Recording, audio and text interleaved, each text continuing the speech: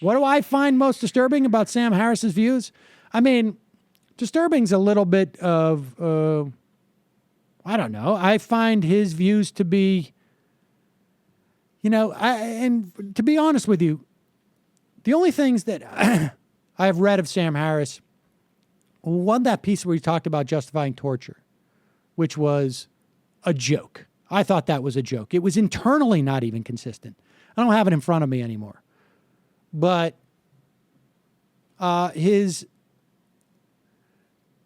notion about saying that, I can't even remember what his argument was, but it was something to the effect of like, he was very proud that he was one of the few people in print to justify torture.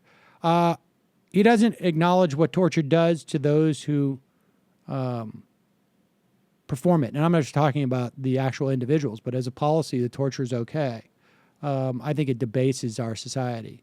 It also seems to me, for a guy who's worried about ideas, slowly devolving societies, that seems to be rather problematic. Also, the only other thing I really listened to him in extensive was the Dan Carlin interview. And he seems to have a very naive perspective on how governments work. If I get this straight, I remember being particularly struck by him saying, look, I acknowledge there's a very small amount who are actually violent, but there's this big swath of people who, if you poll them, this is a poll now we're talking about, right?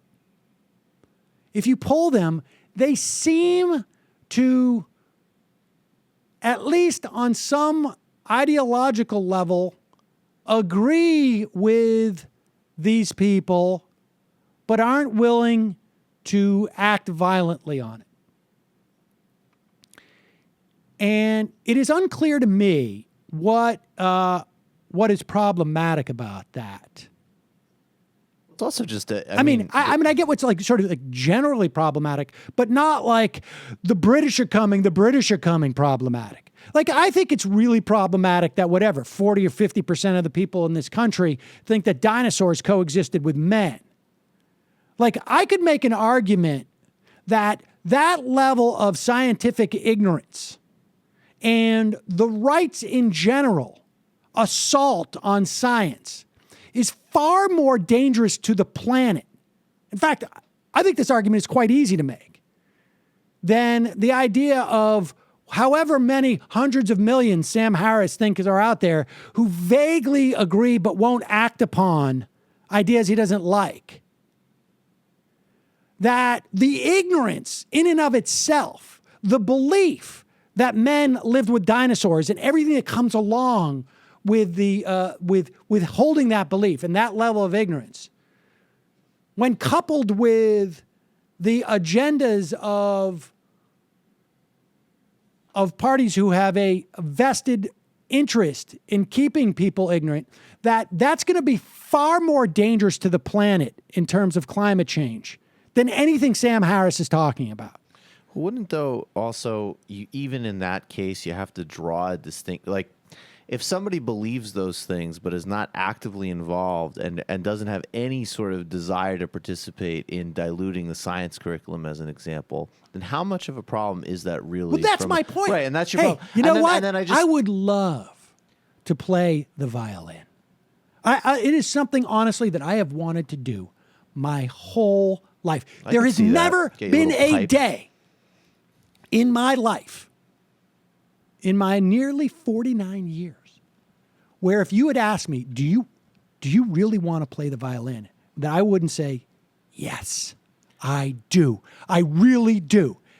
And there has not been a single day in my life where I have made even the slightest bit of effort to learn to play the violin. And I think also just other two really quick important points. The other thing is when you get into polling, and I'm not saying it's a direct equivalency, but terrorist groups would say the people that civilians were attacking are the same people that voted for George Bush or voted for Netanyahu or poll that they support any number of policies we oppose and disagree with.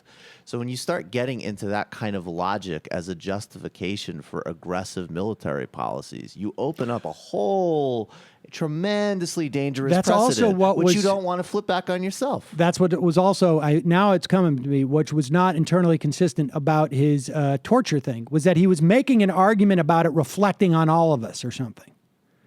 Or he was drawing some analogy to bombing.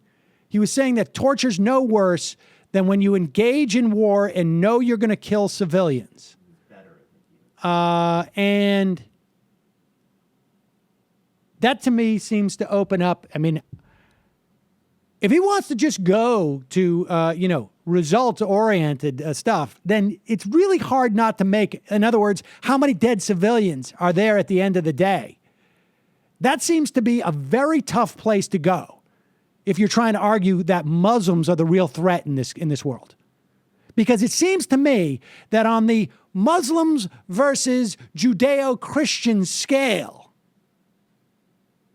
in terms of lives taken of innocent civilians, and you are justifying torture by saying that bombing raids that kill civilians are pretty bad in and of themselves. Well, if that's the scale you're going to go on, I got news for you. On numbers, you lose big time. Big time. Well, then he reverts to this intentions argument. And, Well, it's but just, that's what I'm saying. It's right. like- yeah. You can't pin him anywhere. Right. Yeah. So that's that. But, and I would contemplate debating him or offering to debate him, but I'm not as polite as Dan Carlin. I'm not going to, I'm just not as polite.